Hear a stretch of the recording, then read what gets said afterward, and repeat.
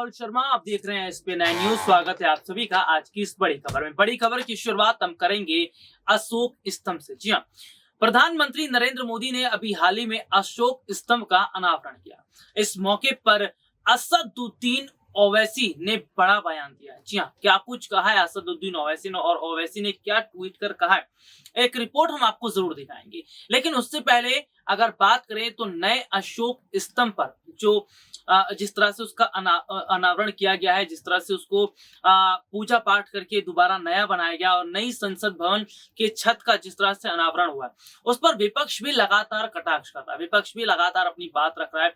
हालांकि इस मौके पर जो जनता है वो खुलकर समर्थन कर रही है। जी हाँ, भाजपा का। चलिए ओवैसी की बात कर रहे थे, क्या कुछ कहा ओवैसी ने। पीएम नरेंद्र मोदी ने 11 जुलाई को संसद भवन की नई इमारत पर बने 20 फीट ऊंचे अशोक स्तंभ का अनावरण किया। पीएम मोदी के साथ लोकसभा अध्यक्ष ओम बिरला, राज्यसभा के उप सभापति और शहरी मामलों के मंत्री हरदीप पुरी भी मौजूद रहे। पीएम मोदी के द्वारा नई संसद भवन की छत पर बने राष्ट्रीय प्रतीक का अनावरण किए जाने पर असदुद्दीन ओवैसी ने सवाल उठाए। ओवैसी ने ट्वीट कर कहा कि संविधान संसद, सरकार और न्यायपालिका की शक्तियों को अलग करता है। सरकार के प्रमुख के रूप में पीएम को नए संसद भवन के ऊपर राष्ट्रीय प्रतीक का अनावरण नहीं करना चाहिए था।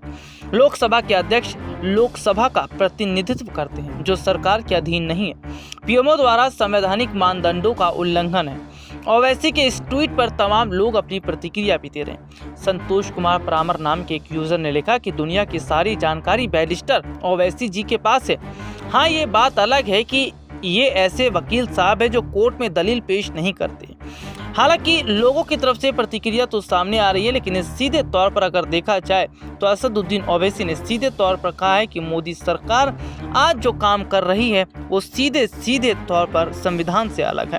तो देखा आपने कि ओवैसी ने क्या कुछ कहा। दरअसल देखिए, सीधे तौर पर देखा जा रहा है कि जिस तरह से देश में ऐसे बहुत सारे मुद्दे हैं जिन पर सरकार को काम करना चाहिए था। अगर हम बात करें, देश में अस्पताल खुलने चाहिए, देश में स्कूल कॉलेजेस खुलने चाहिए, लेकिन कहीं ना कहीं सरकार जिस तरह का काम कर रही है, ऐसे में ये सवाल जरूर खड़ा हो रहा है कि क्या वाकई सरकार आज जनता के पैसे का दुरुपयोग कर रही है, क्या जनता के पैसों को डुबोने का काम किया जा रहा है। सीधे तौर पर यह भी देखा जा रहा है कि फिलहाल मौजूदा समय के अंदर जो स्थिति बनी हुई है, मौजूदा समय के अंदर जो हालात बने, वो कहीं ना कहीं ये जरूर बता रहे हैं कि जिस तरह से विपक्ष लगातार मोदी सरकार को घेर रहा है, विपक्ष लगातार सरकार से सवाल पूछ रहा है, लेकिन सरकार के पास किसी सवाल का जवाब नहीं है। तो क्या वाकई सरकार अपनी पावर का गलत इस्तेमाल कर रही है, सत्ता का गलत इस्तेमाल कर रही है। आज के लिए इतना ही। आपसे फिर दोबारा मुलाकात होगी, तब तक के लिए इजाजत दीजिए। नमस्कार।